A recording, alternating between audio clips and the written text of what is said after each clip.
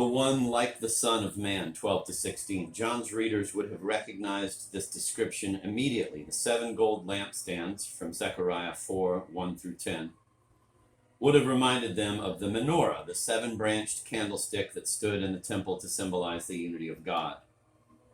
The menorah could also symbolize the 7 days of creation.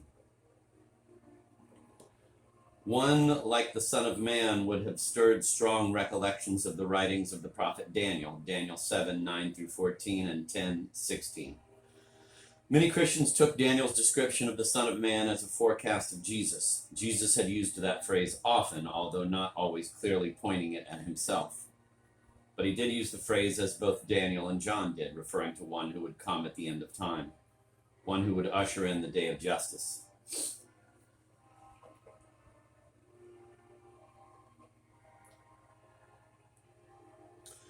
The description of the voice echoes words from the Jewish tradition, especially Ezekiel 1:24 and 43:2. To those who were in the know, John's images signified that Christ was the source of the messages in the letters, just as the presence of lights and ornaments signifies to us not simply a pine tree, but a Christmas tree.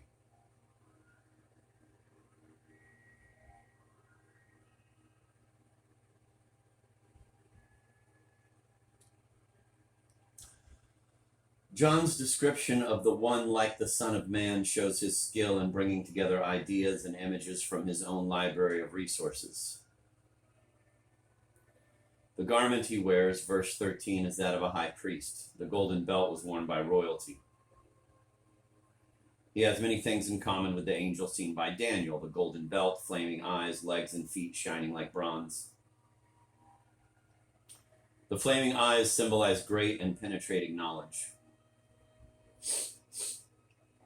The importance of the reference to bronze can be seen in if one contrasts it with the image Daniel describes in Daniel 2:33. There, Daniel describes to the king a vision of an image of silver and bronze, but with feet of clay. The image stands for the king and kingdom of Babylon. In Daniel's vision, the image is destroyed.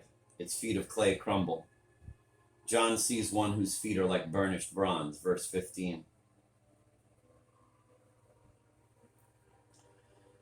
The description of the one like the Son of Man draws together elements from the entire creation. From the earth comes snow and fire. From human beings come the head and eyes. From the realm of inanimate materials come water and bronze. From the heavens come the stars and the sun. In John's religious tradition, each of these had been transformed into a religious symbol. It is the symbolic meaning, not the literal description, that he is drawing from his library to help him describe the meaning of his own vision. Within the fellowship of those to whom John wrote, those symbols would have confirmed that the old beliefs are fulfilled in Jesus. The two-edged sword, double-edged, was a traditional symbol of justice which, when it is true, cuts evenly from either side. The one like a Son of Man brings not arbitrary judgments, but justice. John will soon explain about the 7 stars.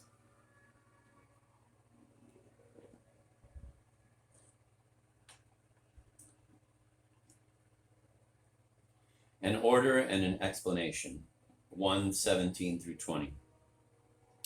Visions of God are overwhelming. Daniel fell in a faint. Jeremiah and Ezekiel both fell to the ground.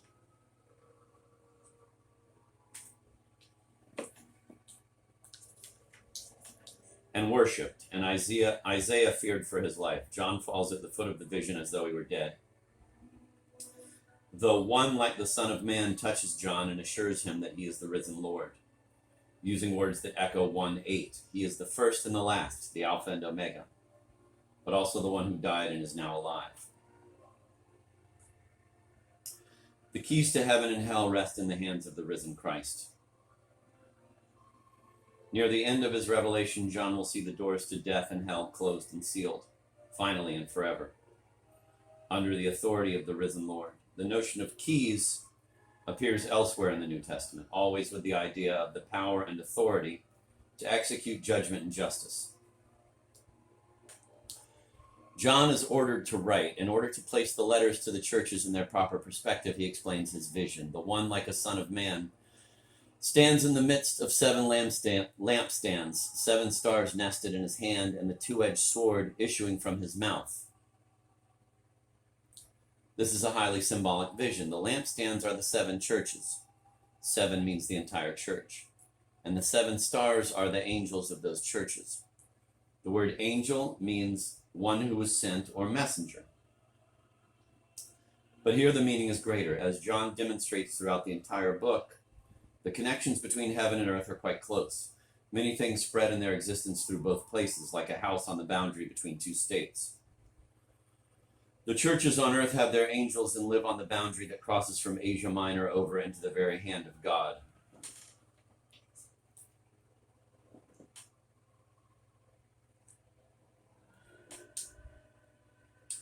But why should letters, many of which are critical, be sent to a church that resides already partly in God's hand? As John shows later in the book, both heaven and earth required redemption. He will speak later about strife between the powers of good and evil in heaven itself, and when God brings the present age to its close, John envisions both a new earth and a new heaven, 21:1.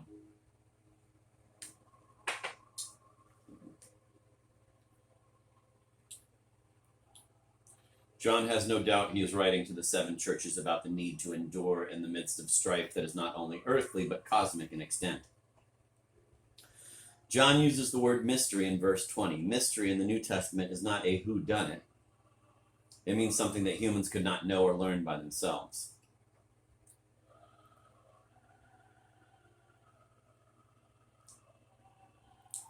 Here Christ makes known the meanings of symbols that the Christians could not understand on their own.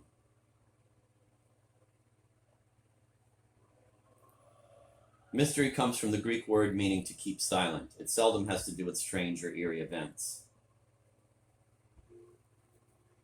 God's mystery is God's secret, but even after a revelation, the secret is not entirely known. God's revelation provides information and guidance, but also the promise that more will come clear in the future. The message of Revelation 1:9 through 20. John tells about his imprisonment on the island of Patmos. There, on the Lord's day, he is told to write a message to the 7 churches. The message he writes comes from one like the Son of Man, a traditional figure in Old Testament writings, but one whom Christians took to refer to the crucified and risen Christ. What is the meaning of John's vision of one like the Son of Man? Christ is in the midst of the church. Christ is pure and powerful and will bring justice. Death and hell will not have the final word in the lives of believers. Christ holds the key to them both. Prophecy concerns both what is and what is to come. The Church of Christ extends from earth into heaven.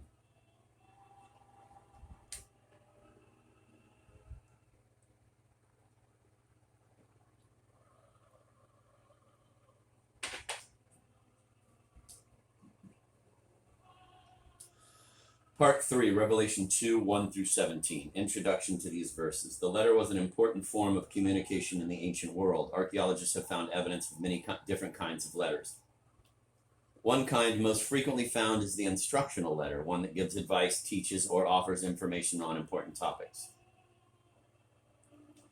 One reason for the popularity of letters is that during the 1st century AD, the ancient world achieved a very high level of literacy.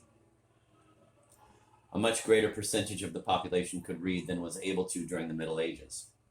Some scholars say there were more readers in 1st century Rome than at any time until the modern age. Christian literature features many letters. Paul's New Testament writings are all letters, but other Christians wrote them as well. We have many examples from bishops and church leaders from throughout the early centuries. When John chose to put part of his book in the form of letters, he knew he had selected a literary form that his readers knew and would take seriously.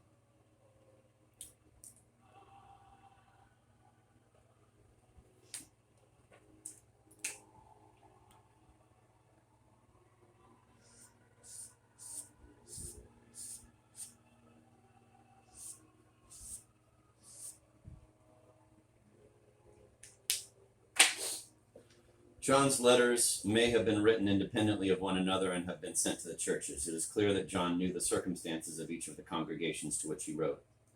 If he did write each letter separately, perhaps while a prisoner, He later collected them for his book. The book of Revelation, as John indicates in 1:9 through 10, was written after his time in Patmos. The letters were written under the inspiration of a mighty vision. When John wrote about his vision in its entirety, the letters may have then been restored and put in their place among the visions and inspirations from Patmos.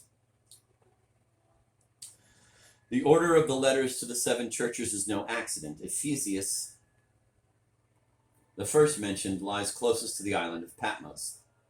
Smyrna, the next, rests to the north. From there on, the route connecting these large cities of Asia Minor forms a loop.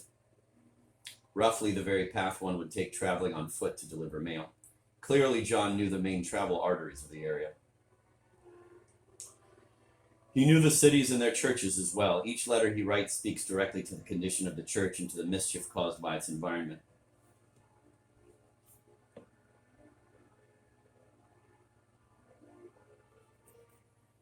The letters all tend to have the same pattern. 1, a statement from the Lord, which includes some part of the vision from 1:12 through 16. 2, praise for what is good and criticism for what is wrong with each congregation, although Sardis and Laodicea receive no praise, and Smyrna and Philadelphia receive no criticism. A promise made to those who endure, a plea to listen to the Spirit's message. John refers often to those who endure tribulation as conquerors, he who overcomes, and speaks frequently of their crowns. There were 2 words for crown. One, similar to our own diadem, referred to the royal crown and was a symbol of power. The other, the one promised the conquerors, is a wreath of the sort awarded to the victor at games, those who endured to the end.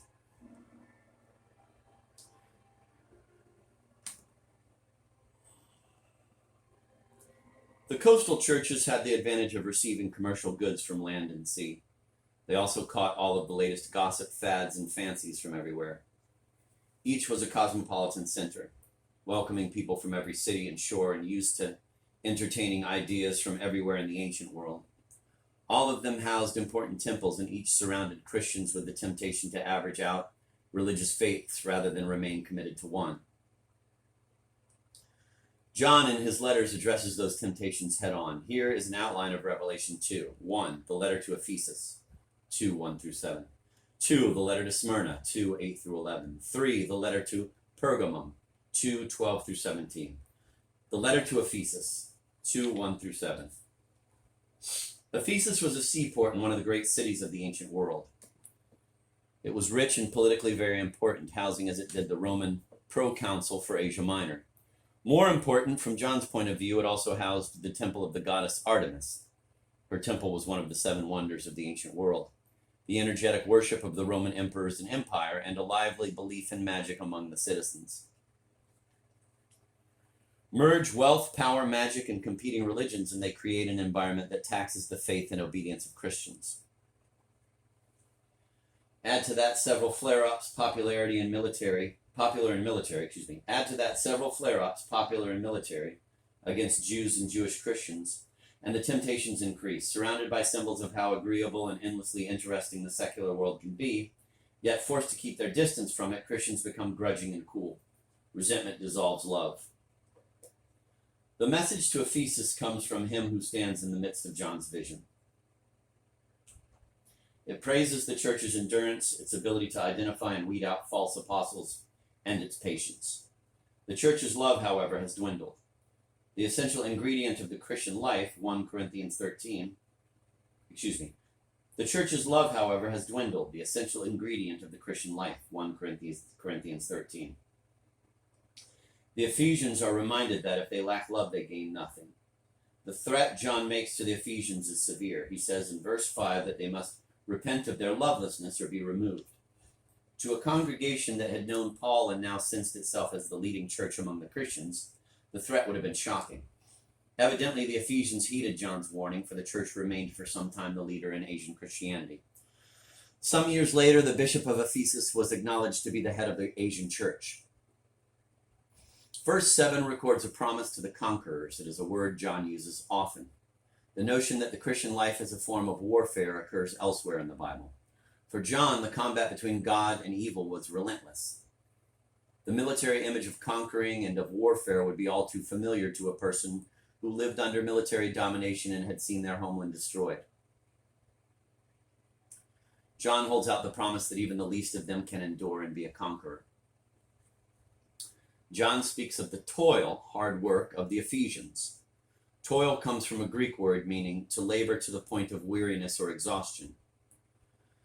It derives its meaning from the word for beating, or the physical tiredness that comes from the repeated impact of manual labor. Literally, then, when John speaks of the toil of the Christians, he gives us a clue to the extreme demands placed on them. To be faithful exacts great stress. Christians working for the church work to the point of exhaustion. To their credit, the Ephesians recognized and spurned the Nicolaitans. Who the Nicolaitans were, other than followers of Nicholas, as their name implies, is not known. They may have been one of the many groups that taught that if one truly believed in Christ, one could indulge in promiscuous sex or pagan religion without sin. Those who promise to endure through the good times as well as the bad will eat from the tree of life. The tree of life is an important symbol from the Old Testament story of the Garden of Eden. The tree and the other items from that story appear again in the final chapter of Revelation. The tree of life symbolizes immortality. Only those who have conquered may eat of it. John knows that for some, the struggle to endure may become a life or death issue. He therefore lifts their sights beyond the immediate to the eternal promise. He does here, as he often does, change the scenery in which people act out their lives, replacing the seen with the unseen, the visible threats with the invisible truths. John's use of the tree also shows how he was able to transform the symbols of other religions and to convert them to a Christian use. Trees had been worshipped as the homes of the divine beings, or as places where the divine being might be made apparent. Families had sacred trees which they thought were closely linked with family prosperity. The Greeks had kept certain groves of trees as sacred places. When the Acropolis of Athens had been burned and the people feared for their future, the sacred olive tree put forth a new shoot. The people had taken that as a sign that the future would go well for them. Trees growing over the graves of the dead were thought to carry the life and spirit of the departed one. There is even evidence of an old Athenian law that prescribed punishment for those who cut certain kinds of trees down from cemeteries. John was writing to Christians who had been born and raised in the midst of the Greek and Roman culture. The mysteries of nature, the kinship of trees to gods and goddesses and families, the tranquility and worship inspired by the sacred groves, all were familiar features of their environment. John knows that. He uses it now for a wider meaning, changing the scenery, as we have noted, to place the tree now in the Garden of Eden, and its meaning and the hope held for the faithful.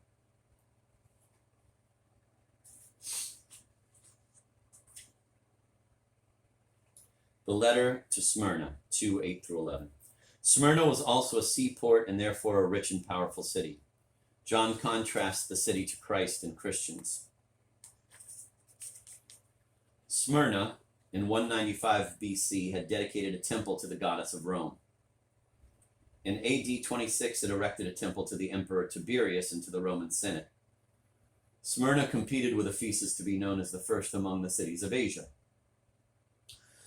John, by contrast, wrote for a Christ who was not only first, but last as well. Smyrna was a rich city, but the true riches, according to John, belonged to Christians. The city of Smyrna was bedecked with large buildings and temples, referred to as the crown of Smyrna.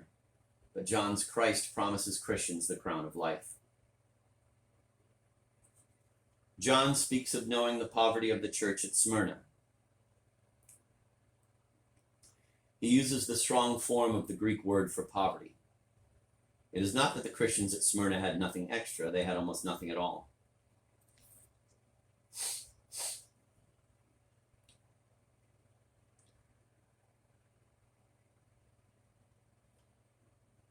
The letter warns of a time of suffering and of an imprisonment lasting 10 days. Some of the suffering was caused by Jewish settlers and citizens whose hostility to the Christians continued throughout the century. Imprisonment, however, was a governmental act. One stayed in prison while awaiting trial. For many Christians, the outcome of such trials led directly to death and promises John the crown of life. John's reference to the synagogue of Satan shows that the Christians at Smyrna felt themselves to be fighting for survival on two fronts. There was a large Jewish settlement there, and the hostility between Jews and Christians continued throughout the first century. The situation was worsened by the fact that many of the Christians were converted Jews, some former members of the local synagogues. John charges the Jews with slandering the Christians. It is true that Jews did take part in some of the persecutions. John's defense is twofold. He claims that Christians are the true Jews. It is they who will receive the crown of life, and he claims that the Jewish synagogue is an expression of evil, not of God.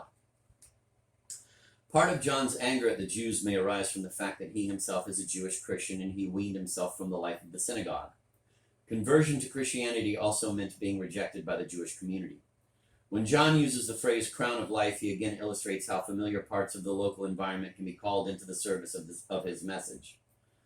The phrase crown of Smyrna was common to his readers. The city's buildings, as mentioned above, were considered its crown, its diadem. But crowns were also familiar features of social and religious life. Worshippers of the pagan gods wore crowns of garlands or circlets of flowers. Laurel wreaths were given to the winners of athletic events. The city of Smyrna had also been compared to the crown of Ariadne. That association would be more important and more compelling for John. In Greek myth, Ariadne had been romanced and then abandoned by Theseus. As Ariadne wept, Venus, the deity of love, came to console Ariadne. Venus also promised her that she would be the bride of Bacchus. She was given a golden crown placed among the stars and bore Bacchus a son. That story was closely associated with religious beliefs that permitted promiscuity. The crown then spoke volumes about things that John knew threatened Christian belief: worldly power, pagan religion, and promiscuity. Those may have seemed to some to offer life. He knew the true crown of life came from elsewhere and was offered by someone else. The crown of life also has a relationship to the crowns of light, also called nimbuses, that appear in the works of art depicting Greek deities. Those crowns, which we now call halos, very soon showed up in Christian art as well. This is possibly a testimony to the ability of John and others to transform their environment into eloquent symbols of the faith. The one who was dead and came to life promises Christians who conquer all temptations and who face death that the second death, presumably the one following resurrection and judgment, will not hurt them. John uses the phrase second death 4 times. It does not appear elsewhere in the New Testament. It appears again in Revelation 26, where John says that those who reign with Christ during the millennium will not experience the second death. It is referred to also in chapters 20 and 21 when the enemies of God are cast into the lake of fire. The idea of a second death was familiar to the Jews and probably to John's readers. It helps to distinguish between a death that all must suffer and one that must be suffered only by those who do not receive the benefits of the resurrection. The crown of life is what makes the difference between the two. Those who endure the first death in faith achieve a crown more glorious than the one that bedecks Smyrna, one that will not tarnish. It is more glorious than the crown of Ariadne, for she only dwells among the stars. The crown of life is given by him who holds the stars in his hands. The letter to Pergamum, 2:12-17. Pergamum was the capital of the Roman province of Asia. It was built upon a 1,000-foot hill, on which were both temples and the Acropolis, a fortress protecting the city. It housed many religious movements alongside its temple dedicated to Caesar, Augustus, and Rome. Many coins of the era carried pictures of the temple. The imperial cult, the official religion, had its Asian center in Pergamum. When John refers to Christ as the one with the double-edged sword, two-edged sword, he is contrasting the power of God's truth to the power of Roman military might. The hill on which the Acropolis sat, with its solid and nearly invincible setting and its decorative assortment of temples, John calls Satan's throne. Those who remained faithful to Christ in the midst of all these symbols of power often paid with their lives, as Antipas had. Rome's power took its toll on Christians. The faithful were called witnesses, for which another term is martyrs. Martyrs soon came to stand for those in the early church who told what they had seen and believed about Christ, and who paid the ultimate price, death. Some Christians at Pergamum had fallen, not to death, but to the practices of other religions. John refers to the teaching of Balaam, see Numbers 31:8, an enemy of Israel, who believed that the Israelites would lose God's protection if they could be persuaded to worship idols. A stumbling block is the stick that holds the bait in a bird trap.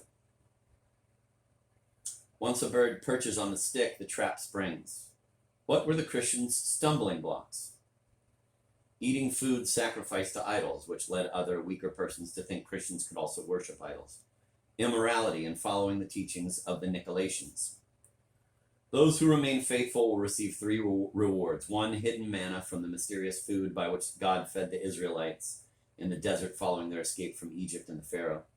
Now the new Moses, Christ, will provide them even more. 2, a white stone. After a jury trial in Roman courts, the defendant would receive either a white stone, innocent, or a black one, guilty.